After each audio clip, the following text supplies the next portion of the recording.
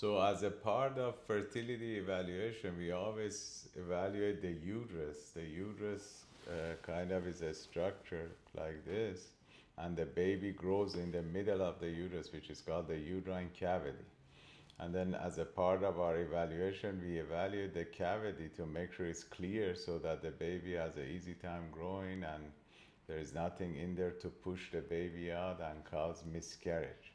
So that evaluation is done by pushing some fluid in the uterus, that's called a hydrosonogram, or pushing some dye in the uterus called hysterosalpingogram to make sure the inside of the uterine cavity is clean and the fallopian tubes are open.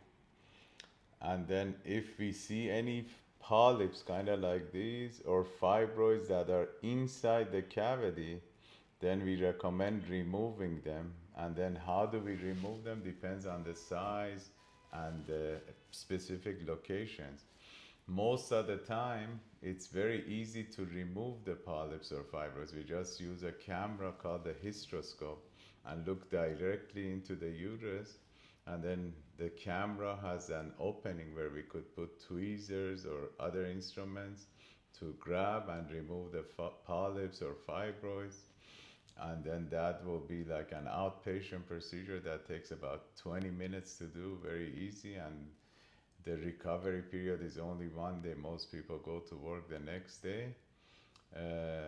So that's the time that we recommend doing the urine evaluation and removing polyps or fibroids. On the other hand, in some patients, the fibroids are on the outside wall of the uterus, meaning they don't affect the cavity where the baby grows. We don't typically recommend removing those unless the patient has other symptoms such as pain, bleeding, inability to urinate or go to the bathroom. Before removing the fibroids or polyps, we recommend that the patient talks to us so we can do a thorough evaluation to see if it's anything that may affect the pregnancy and if it's anything that needs to be removed.